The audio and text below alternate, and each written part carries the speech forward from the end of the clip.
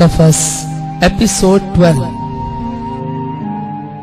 सुबह हुई तो उस पर गोया ये इंकशाफ हुआ कि अब वो किसी और ही दुनिया की वासी बन चुकी है। तो ये था सारे नाटक का आखिरी सीन। 2 साल पहले खलना के घाट पर उसके साथ जो वाकया पेश आया था, वो कैसे कैसे संगलाख रास्तों से गुजरता हुआ आज बराखिर अपने अंजाम तक पहुंच चुका था। 2 साल का ये अरसा उसके लिए धोखे, मक्कारी, फरेब, झूठ, दगाबाजी और बदमाशी से भरा हुआ अरसा था। उसके इस भयानक सफर का आगाज बांग्लादेश से हुआ था और वो 3 मुल्कों की खारदार राहों से गुजरकर यहाँ तक पहुंची थी। बांग्लादेश, हिंदुस्तान, पाकिस्तान, हर जगह सब कुछ एक ही जैसा था। अमीना, शामिया, नूरू और ममदू का सिलसिला बांग्लादेश से शुरू होकर पाकिस्तान तक पूरी आजादी और बेखौफी के साथ कार फरमा था और कोई उनको रोकने वाला ना था। उसको लग रहा था कि उसका सौदा या तो उसी वक्त हो गया था जब उस नामालूम औरत ने उसे खल्ला में नदी के किनारे घाट पर पान खिलाया था। उसी लम्हे और उसी जगह उसकी तकदीर का फैसला हो चुका था और दरमियान में आने वाले, मिलने वाले जितने भी लोग थे, वो उस फैसले को अमली जामा पहनाने की राह में अपना अपना किरदार अदा करके गायब होते रहे थे। उन तमाम लोगों के मकासद से वो पूरी तरह वाकिफ हो गई थी, जिनके हाथों से गुजरकर वो यहाँ तक पहुंची थी। बांग्लादेश से पाकिस्तान का गैर कानूनी सफर, जिसकी सहूलत फराहम करने में बांग्लादेश, हिंदुस्तान और पाकिस्तान तीनों मुल्कों के सरकारी लोग रिश्वत ले लेकर शामिल थे। बदी से बदी तक का सफर था। इस सफर के दौरान उसे अपनी शदीद ख्वाहिश और कोशिश के बावजूद नेकी की कोई मंजिल नहीं मिली थी। उसे अगवा किया गया था, जिस तरह उन दोनों लड़कियों मैमूना और फिरदौसी को अगवा किया गया था और फिर उन्हें पाकिस्तान लाकर बेच दिया गया था। अब वो इस बात को बाखूबी समझ सकती थी कि मैमूना और फिरदौसी को पाकिस्तान में दाखिल होते वक्त ही उस शहर में जहां उन लोगों ने कयाम किया था, किसी की झोली में डाल दिया गया था और वो भी उसकी तरह न जाने कैसे कैसे लोगों के घरों में कैद होंगी। वो अब शाजी और सलीमा की शादी का मतलब बहुत अच्छी तरह समझ गई थी। उसे वो लोग याद आए जो उन शादियों से चंद रोज पहले शौकत और सिकंदर के घर आए थे। सलीमा चाय लेकर गई थी और शाजिया को बर्तन उठाने के लिए बुलवाया गया था। शौकत और सिकंदर ने उन दोनों गरीब यतीम लड़कियों के दाम भी खरे कर लिए थे। बरसों तक वो लोग उनसे मेहनत मजदूरी करवाते रहे और रकम अपने कब्जे में करते रहे और जब वो बड़ी हो गई तो उनको शादी के नाम पर बेच दिया गया। और यही सब कुछ उसके अपने साथ भी हुआ। मूसा कॉलोनी आने के कुछ ही दिनों के बाद शौकत ने उसे भी काम पर लगाया था और उसको कभी ये नहीं मालूम हो सका कि उसकी कितनी तनख्वाह मिलती है। उसने कभी तनख्वाह की एक झलक भी नहीं देखी थी। शौकत सारे पैसे अपनी जेब में रखती थी और फिर जैसे ही वो बड़ी हो गई वैसे ही उसको भी शादी के नाम पर किसी बहुत ही दौलतमंद शख्स के हवाले कर दिया गया। माजदा अब इस जंजीर की सारी कड़ियों को बिल्कुल वाज़ेह तौर पर देख सकती थी, उन्हें गिन सकती थी और उनकी पकड़ को पूरी तरह महसूस कर सकती थी। असल मामले की सारी तय एक एक करके खुलती जा रही थी। माजदा को काफिले में शामिल वो औरत याद आ रही थी जिसने उन तीनों लड़कियों के पास आकर उनसे बात करने की कोशिश की थी, मगर उसे डांटकर भगा दिया गया था और धमकी दी गई थी कि अगर वो हरकतों से बाज नहीं आएगी तो उसे काफिले से बाहर निकाल दिया जाएगा। उसे उर्दू में नाम लिखना क्यों सिखाया गया था और उसकी मश्क क्यों कराई गई थी। शौकत ये बात सुनकर इस कदर खुश क्यों हुई थी कि माजदा बालिग हो गई है। सब कुछ वाज़ेह हो गया था। उन लोगों ने कितनी दूर तक की बातें सोच रखी थी। उन्हें उस लम्हे का इंतजार था जब माजदा बड़ी हो जाए। ये लम्हा उनके लिए बहुत कीमती था। उन्हें उसकी पूरी पूरी कीमत वसूल करनी थी। सारी रात सोते जागते गनूदगी की आलम में हाशिम की शक्ल उसकी धुंधलाती हुई नजरों के सामने उभरती रही। वो अपने आप को जिंदगी और मौत के दरमियान की किसी मंजिल पर खड़ा हुआ पा रही थी। शायद कोई मंजिल ऐसी भी होती है जो जिंदगी होती है और ना मौत होती है। इंसान खुद को जिंदा तस्वर कर सकता है और ना मुर्दा गर्दान सकता है। ये इंतहाई यास और नाकाबिले बर्दाश्त सदमे के उरूज की मंजिल होती है। माजदा सुबह को देर तक बिस्तर पर बेसुध पड़ी रही। शरीफुद्दीन तो सुबह ही उठकर बाहर चला गया था। माजदा अपने टूटे फूटे वजूद के साथ बिस्तर पर पड़ी हुई थी। उसे बिस्तर से उठने की ना कोई जल्दी थी ना ख्वाहिश। उसके लिए अब इससे कोई फर्क नहीं पड़ता था कि वो जाग रही है, सो रही है, आराम कर रही है या किसी काम में मसरूफ है। काम उसके लिए कोई भी नहीं था। बहुत दिनों के बाद उसकी जिंदगी में एक ऐसी सुबह आई थी जिसमें काम के लिए भागने की जल्दी शामिल नहीं थी। उसे कहीं नहीं जाना था, उसे कुछ नहीं करना था। वो जब तक चाहे बिस्तर पर पड़ी रह सकती थी। और किस्मत ने उसको ऐसी सुबह बख्शने की उससे कितनी बड़ी कीमत वसूल की थी, इतनी बड़ी कीमत के उसको बिल्कुल तलाश कर दिया था। काफी दिन चढ़े तस्लीम उसके कमरे में दाखिल हुई। उसके होठों पर एक ऐसी मुस्कुराहट थी जिसमें कुछ दर्द का शुबा भी शामिल मालूम होता था। अब उठ जाओ, उसने माजिदा के पास आकर कहा। नहा लो, कपड़े तब्दील कर लो, फिर मैं तुम्हारे लिए नाश्ता लाऊंगी। साईं तो सुबह ही सुबह किसी काम से निकल गए हैं और अब वो दोपहर के खाने पर आएंगे। मुझसे कहकर गए हैं कि तुम्हारा पूरी तरह ख्याल रखूं। जिंदा तो बहरहाल रहना है, और अगर इंसान जिंदा रहता है तो जिंदगी के तकाजों को पूरा करने पर मजबूर होता है। माजिदा ने अभी मरने का फैसला नहीं किया था और वो बिस्तर से उतरकर खड़ी हो गई।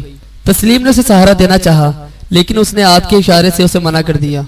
उसकी नौजवानी की उम्र थी, बढ़ती हुई उम्र थी, और वो अपने सारे बोझ खुद उठाने की कुदरत रखती थी। तस्लीम ने उसको नाश्ता कराया जो बहुत सी अच्छी अच्छी चीजों पर मुश्तमिल था, लेकिन माजिदा ने बहुत कम चीजों को हाथ लगाया। साईं शरीफुद्दीन ने शौकत और सिकंदर से मुझे कितने रुपयों में खरीदा है? माजिदा ने पहली बार शौकत के नामों के साथ चाची और चाचा लगाए बगैर अचानक तस्लीम से सवाल किया, और तस्लीम उसके इस सवाल पर कुछ घबरा सी गई। खरीदा है? साईं ने तो तुमसे निकाह किया है, तस्लीम ने उसे समझाने वाले अंदाज में कहा। कितनी रकम ली है उन लोगों ने? माजिद ने तस्लीम की बात को नजरअंदाज करते हुए दोबारा इसरार किया। मुझे ठीक से मालूम नहीं, तस्लीम ने कहा, मगर शायद 20-25 हजार रुपए दिए हैं साईं ने। तुम खुद साईं से पूछ लेना। माजिद ने उसकी बात का कोई जवाब नहीं दिया। वो सोच रही थी कि खलना से शुरू होने वाला उसकी जिंदगी का ये तारीख सफर 20-25 हजार रुपए की रकम की हद पर आकर तमाम हो गया था, लेकिन उसकी तो सारी पूंजी ही लुट चुकी थी। दोपहर को शरीफुद्दीन घर आया। वो माजिदा के लिए बाजार से कुछ नए कपड़े, चूड़ियां और सिंगार का कुछ सामान लाया था। कराची आने के बाद माजिदा की जिंदगी में ये पहला मौका था कि किसी ने उसके लिए कोई चीज खरीदी थी।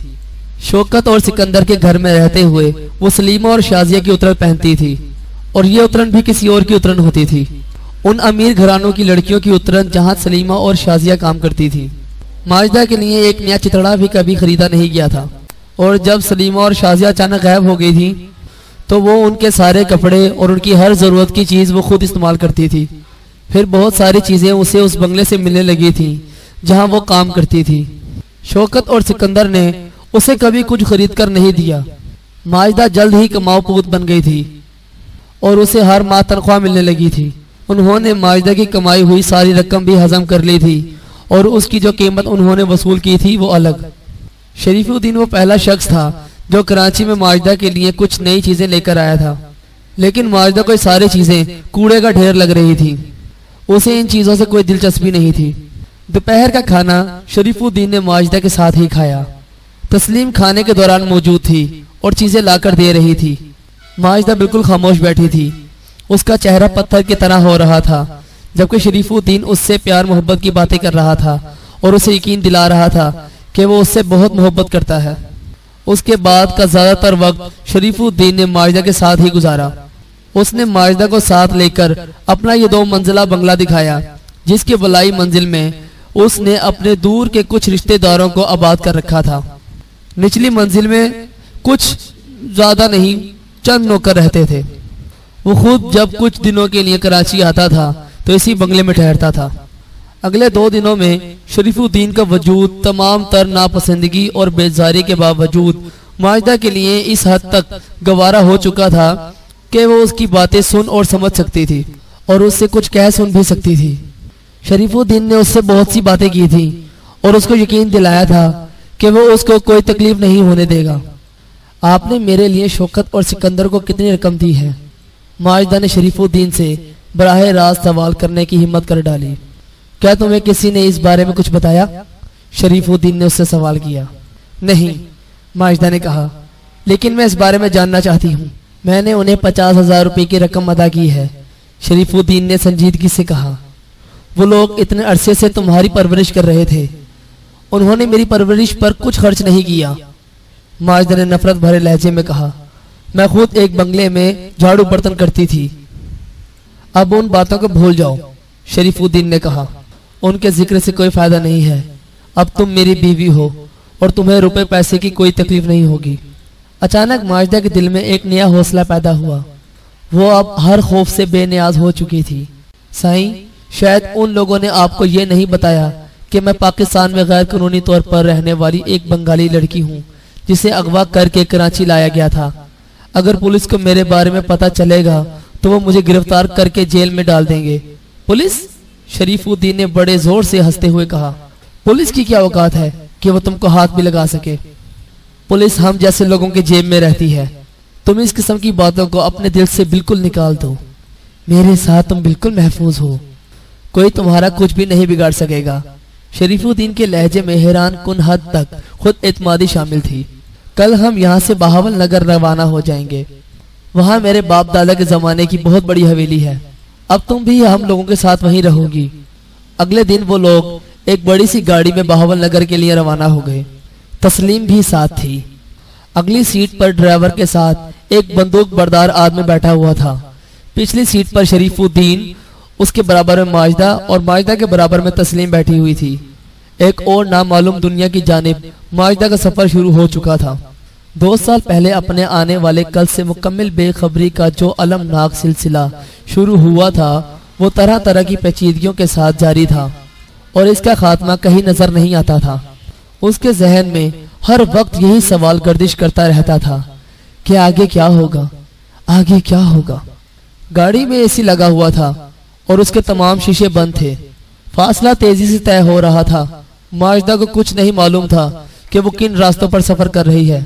शीशों के बाहर के तमाम मनाजर उसके लिए अजनबी थे। वो उन राहों से बिल्कुल वाकिफ नहीं थी। ताहम एक बात उसे यकीनी तौर पर मालूम थी कि वो लम्हा ब लम्हा कराची से उस शहर से दूर होती जा रही है जहां उसने अपनी जिंदगी के 2 साल गुजारे थे, और मालूम नहीं दोबारा कभी इस शहर में आएगी भी या नहीं। लेकिन उसे कराची छोड़ने का कोई गम नहीं था। यहाँ कोई एक भी चेहरा ऐसा नहीं था जिसको ना देख सकने का उसे कोई मलाल हो। शौकत और सिकंदर के घिनौने चेहरे के बारे में सोचकर ही उसे घिन आती थी। उनके अलावा जिन लोगों के साथ राहो रस्म थी वो सब उसकी जिंदगी में कोई खास मायने नहीं रखते थे। गाड़ी का तेज रफ्तार सफर जारी रहा। वो अपने इर्द गिर्द के मनाजर देखती रही जो उसके लिए किसी खसूसी दिलचस्पी से खाली थे। उसने इस छोटी सी उम्र में कितने लंबे लंबे सफर कर डाले थे। कितने ही मुख्तलिफ इलाकों, मौसमों, नस्लों, जुबानों और बोलियों के दरमियान से गुजरती हुई वो बांग्लादेश, हिंदुस्तान और पाकिस्तान का सफर करती हुई कराची आन पहुंची थी, जहां आकर जिंदगी कुछ अरसे के लिए एक तरह से ठहर गई थी। लेकिन अब यह ठहराव भी अचानक खत्म हो गया था और एक बार फिर कोई नामालूम सफर शुरू हो गया था। अब हम हैदराबाद में दाखिल हो रहे हैं, उसके बराबर बैठे हुए शरीफुद्दीन ने उससे बताया। उस वक्त गाड़ी एक शहर के अंदर दाखिल हो रही थी। यह कराची के बाद सिंध का सबसे बड़ा शहर है। माजिदा ने उसकी बात का कोई जवाब नहीं दिया। खिड़की से बाहर के मनाजर नजर आ रहे थे। गुंजान आबादी वाला कोई शहर था और सड़कों पर बहुत सी गाड़ियां नजर आ रही थी। हैदराबाद में वो एक होटल में तकरीबन आधे घंटे रुके। गाड़ी का दरवाजा खुलने पर माजिदा को ऐसा लगा जैसे दोज़ख की आग की लपेटें आ रही हों। गाड़ी के अंदर की ठंडक में तो बाहर के मौसम की सख्ती का कोई अंदाजा ही नहीं हो पाता था। उन्होंने वहां कोल्ड ड्रिंक पिया और कुछ थोड़ा बहुत खाया। उसके बाद वो फिर अपने सफर पर रवाना हो गए। उनका अगला कयाम सखर में हुआ। वहां उन्होंने एक होटल में खाना खाया और उसके बाद फिर आगे रवाना हो गए। शरीफुद्दीन माजिदा को रास्ते में मिलने वाले शहरियों और अहम मुकामात के बारे में बताता रहा था। बिलाखिर वो लोग बहावल नगर पहुंच गए। गाड़ी एक पुराने तर्ज की हवेली के लकड़ी के भारी भरकम और बुलंदो बाला फाटक से गुजरकर एक ड्योढ़ी में दाखिल हुई, जहां कई खाली चारपाइयां पड़ी हुई थी और एक चारपाई पे 2 आदमी बैठे हुए थे। उन्होंने ड्योढ़ी का अंदरूनी दरवाजा खोल दिया और गाड़ी वहां से गुजरकर एक बहुत वसी अहाते में दाखिल हो गई और एक तरफ को रुक गई। बंदूक बरदार ने जल्दी से उतरकर शरीफुद्दीन के लिए दरवाजा खोला और शरीफुद्दीन नीचे उतरा। तस्लीम ने अपनी तरफ का दरवाजा खोलकर माजिदा को भी नीचे उतार लिया। माजिदा अपने चारों तरफ गौर से देख रही थी। ये जगह उसे कराची के मकानात से बिल्कुल अलग लग रही थी। कराची के बंगले ऐसे नहीं थे। उसने किसी बंगले के अहाते में ना तो बैलगाड़ियां खड़ी देखी थी, ना मवेशी बंधे देखे थे। यह सब कुछ उसके लिए बिल्कुल नया था। सारा मंजरनामा एकदम मुख्तलिफ था। उसी वक्त एक औरत तस्लीम के पास आ गई और तस्लीम ने उससे कुछ कहा जिसे माजिदा बिल्कुल नहीं समझ सकी। ये उर्दू नहीं थी, ये कोई दूसरी जुबान थी। माजिदा ने तस्लीम और शरीफुद्दीन को भी आपस में शायद यही जुबान बोलते सुना था। बाहर निकलते ही माजिदा को जिस चीज का फौरी तौर पर एहसास हुआ वो थी शदीद गर्मी। जब तक वो गाड़ी में थी तब तक तो गर्मी का जरा भी अंदाजा ना था, लेकिन बाहर निकलते ही उसे ऐसा लगा जैसे आग बरस रही हो। और ये गर्मी कराची की गर्मी से ना सिर्फ ज्यादा थी बल्कि बहुत मुख्तलिफ भी थी। अचानक उसे वो वक्त याद आया जब वो ट्रेन के रास्ते हिंदुस्तान के आखिरी इलाकों से गुजरते हुए पाकिस्तान में दाखिल होने वाली थी।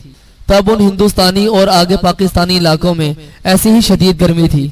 गर्म हवा के थपेड़े जिस्म को जलाए जा रहे थे। तस्लीम उसे लेकर एक तरफ को चली। वो दूसरी औरत भी उनके साथ थी और तस्लीम से मुसलसल एक अजनबी जुबान में बातें किए जा रही थी। वो बड़े गौर, दिलचस्पी और तजस्सुस के साथ माजिदा को देख रही थी, जैसे माजिदा कोई इंसान ना हो बल्कि कोई अजूबा हो। माजिदा को उसका यह अंदाज कुछ अच्छा नहीं लगा। माजिदा को हवेली के अंदर काफी लंबा रास्ता तय करना पड़ा और तब उसे एक कमरे में पहुंचा दिया गया। यह कराची के बंगलों के कमरों जैसा नहीं था बल्कि उनसे बहुत मुख्तलिफ था। अब तुम नहा धोकर कपड़े बदल लो, तस्लीम ने उससे कहा।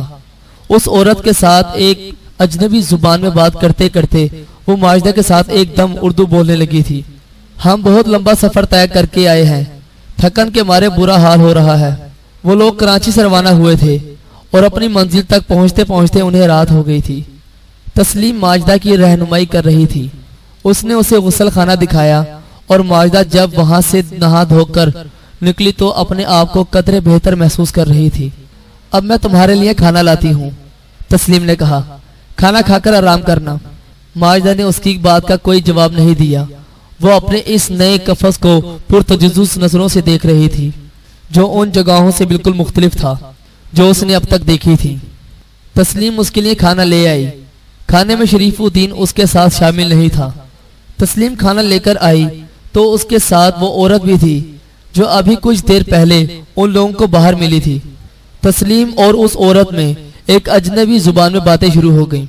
वो औरत एक बार फिर बड़े गौर से माजिदा को देख रही थी और शायद माजिदा के बारे में ही तस्लीम से सवालात कर रही थी, लेकिन माजिदा उनकी गुफ्तगू समझने से बिल्कुल कासिर थी। वो उस जुबान पर गौर कर रही थी और उसे ये कुछ उस जुबान की तरह मालूम होती थी जो नजमा और उसकी बहन मंजूरा आपस में बोलती थी। इसका नाम अल्लाह रखी है, तस्लीम ने माजिदा से मुखातिब होकर कहा। ये इस हवेली में काम करने वाली औरतों में से एक है। अगर तुम्हें किसी चीज की जरूरत हो और मैं मौजूद ना हूं तो इसको बता देना, ये तुम्हारा ख्याल रखेगी। माजिदा ने आहिस्ता से सर हिलाया और पूछा, अभी तुम लोग कौन सी जुबान में बातें कर रही थी? ये सराइकी है, तस्लीम ने फौरन जवाब दिया। मगर मुझे तो सराइकी नहीं आती, माजिदा ने परेशानी के साथ कहा। उसकी फिक्र मत करो, अल्लाह रखी ने पहली बार उससे मुखातिब होकर मुस्कुराते हुए कहा। तुम्हें अगर सराइकी नहीं आती तो क्या हुआ, हमें तो उर्दू आती है। थोड़ी बहुत उर्दू यहाँ हर कोई समझ लेता है, तुम्हें कोई मुश्किल नहीं होगी। माजिदा ने अल्लाह रखी को उर्दू बोलते सुना तो उसकी परेशानी किसी कदर कम हो गई। माजिदा ने अकेले ही खाना खाया। शरीफुद्दीन नहीं आया था। माजिदा ने उसके बारे में तस्लीम से पूछा भी नहीं। उसे उसके आने की कोई खुशी हो सकती थी और ना ही उसके ना आने का कोई गम था। हाँ, अलबत्ता तजस्सुस जरूर था कि अब यहाँ इस हवेली में लाकर शरीफुद्दीन उसको किस तरह रखेगा और उसके साथ क्या सलूक किया जाएगा। कल सुबह नाश्ते के बाद शाह बीबी के सामने तुम्हारी पेशी होगी, तस्लीम ने कहा। माजिदा उस वक्त खाना खा चुकी थी और अल्लाह रखी बर्तन उठा रही थी। वो तो तुमसे अभी मिलना चाहती थी, लेकिन फिर उसने खुद ही कहा कि वो कल सुबह मिलेगी क्योंकि अभी तो रात ज्यादा हो गई है। शाह बीबी? वो कौन है? माजिदा ने कहा। शाह बीबी मालकिन है इस घर की, तस्लीम ने जवाब दिया। वो साईं की सबसे बड़ी बीवी है। उसे सब लोग शाह बीबी कहते हैं क्योंकि वो सबसे बड़ी है। बीवी? माजिदा एकदम चौंक गई। उसके दिल में यह ख्याल तो जरूर मौजूद था कि बुढ़ापे की तरफ पेश कदमी करता हुआ शरीफुद्दीन गैर शादीशुदा तो नहीं होगा और उसकी कोई ना कोई बीवी तो यकीनन होगी। लेकिन वाकयात इस कदर तेज रफ्तारी के साथ और ऐसे गैर मुतवक्का तौर पर आगे बढ़े थे कि वो तस्लीम या खुद शरीफुद्दीन से उसकी पहली बीवी के बारे में कोई सवाल नहीं कर पाई। हाँ माजिदा, तस्लीम ने कहा, साईं ने अब तक 3 शादियां की हैं और तुम चौथी हो। सबसे बड़ी बीवी शाह बीबी है और इस हवेली में उन्हीं का हुक्म चलता है। वो यहाँ की असल मालकिन है। और दूसरी बीवी रजिया बेगम है। वो ज्यादातर मुजफ्फरगढ़ में अपनी बेटी और दामाद के साथ रहती हैं। उनका दामाद उनकी बहन का एक लौता बेटा है। तीसरी बीवी दिल नवाज है। वो इसी शहर में एक अलग घर में रहती है। वो इस हवेली में क्यों नहीं रहती? माजिदा ने पूछा। वो भी बड़ी खानदानी औरत है, तस्लीम ने कहा। उसके घर वालों ने उसकी शादी साईं शरीफुद्दीन के साथ इसी शर्त पर की थी कि साईं उसे दूसरी बीवियों के साथ नहीं रखेंगे बल्कि अलग मकान में रखेंगे। तो वो अलग मकान में रहती हैं। साईं वहां अक्सर जाकर रहते हैं। और साईं के बच्चे? माजिदा ने डरते डरते पूछा। शाह बीबी के 2 बेटे हैं, तस्लीम ने बताया। दोनों जवान हैं। वो कॉलेज में पढ़ते हैं और मुल्तान में रहते हैं। छुट्टियों में घर आते हैं। रजिया बेगम की सिर्फ एक बेटी है जिसकी पिछले साल शादी हो चुकी है और वो अपने मियाँ के साथ मुजफ्फरगढ़ में रहती है। दिल नवाज की 2 बेटियां और एक बेटा है। वो सब अपनी माँ के साथ ही रहते हैं। माजिदा का दिमाग चक्कर खा रहा था। शरीफुद्दीन की 3 बीवियां पहले से थीं और अब वो उसकी चौथी बीवी थी। या अल्लाह, इस हवेली के लोगों के साथ उसकी कैसे बनेगी? वो इसके साथ किस किस्म का सलूक करेंगे? वो तो एक बिल्कुल ही अजनबी परदेसी लड़की थी। एक बात तुमको पहले से समझा देती हूँ, तस्लीम ने कदरे राजदराना अंदाज में कहा। शाह बीबी को कभी नाराज ना करना और उनका हर हुक्म मानना। वो गुस्से की जरा तेज है। माजिदा का दिल दहल गया, लेकिन साथ ही उसे वो मीठी मीठी बातें भी याद आईं जो शरीफुद्दीन ने अब तक उसके साथ की थी। उसने उसे यकीन दिलाया था कि वो उसे बेहद आराम से रखेगा और वो अपने सारे दुख भूल जाएगी। उसने कहा था, मैंने तुमसे शादी की है, निकाह हुआ है मेरा और तुम्हारा, और तुम मेरी बीवी हो। उसके कहे हुए ये अल्फाज माजिदा के लिए अब किसी कदर ढारस का वसीला बन रहे थे। अस्सलामुअलैकुम दोस्तों, अगर आपको हमारी वीडियो पसंद आए तो इसे लाइक करें, कमेंट करें और अपने दोस्तों में शेयर करें। और अगर आपने हमारा चैनल अभी तक सब्सक्राइब नहीं किया तो FS उर्दू स्टोरी हमारे चैनल को सब्सक्राइब करें और अपने दोस्तों में शेयर करें। शुक्रिया।